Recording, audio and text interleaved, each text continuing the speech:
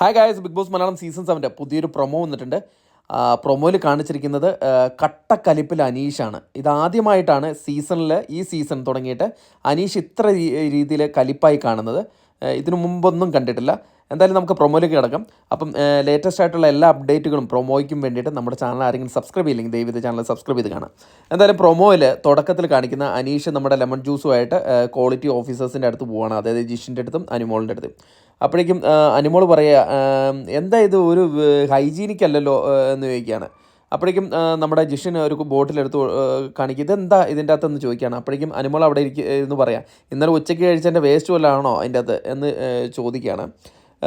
എന്നിട്ട് പറയുന്നുണ്ട്, ഇതൊരു ബോട്ടിൽ ഹൈജീനൊന്നുമല്ല എന്നൊക്കെ പറഞ്ഞിട്ട് നമ്മുടെ അനുമോള് വേറെ ഓറഞ്ച് ജ്യൂസ് എടുത്ത് സൈഡിലേക്ക് ഒഴിക്കുന്ന കാണുന്നുണ്ട്. ജിഷിൻ്റെ അടുത്ത് നമ്മുടെ അനീഷ് പറയുന്നുണ്ട്, ഇത് നീതികേടാണ് സാർ, ഇത് നീതികേടാണ്, ഞങ്ങളുടെ ബോട്ടിലാണ് അവർ എടുത്തുകൊണ്ട് പോയത് എന്ന് പറയുന്നുണ്ട്. അതിൻ്റെ ഇടയിൽ അക്ബർ ഇടയ്ക്ക് കയറി വന്നിട്ട് എന്തോ ബോട്ടിലൊക്കെ എടുത്തുകൊണ്ട് പോകുന്നത് കാണിക്കുന്നുണ്ട്.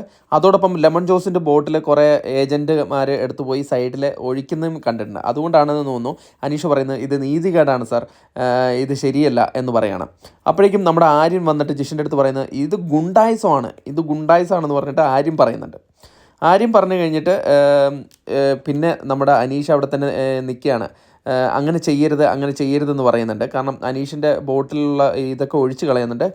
അപ്പോഴേക്കും അനീഷ് ട്രിഗർ ആവുന്നുണ്ട്. അനീഷ് അവിടെ ഇരിക്കുന്ന, അതായത് ക്വാളിറ്റി ഓഫീസറിൻ്റെ മുമ്പിലിരിക്കുന്ന ഓറഞ്ച് ജ്യൂസിൻ്റെ ബോട്ടിലുകളുണ്ട്. ആ ബോട്ടിലുകൾ എടുത്തിട്ട് നിലത്തിട്ട് ഒറ്റ ഏറുകയാണ്. ഒരു 4 ബോട്ടിലുണ്ട്, ഓരോ ബോട്ടിലും നിലത്ത് എറിഞ്ഞ് പൊട്ടിക്കുകയാണ്. അപ്പോഴേക്കും നമ്മുടെ തൊട്ടടുത്തേക്കുന്ന ആര്യൻ കിടന്ന് കൈകൊട്ടുകയാണ്.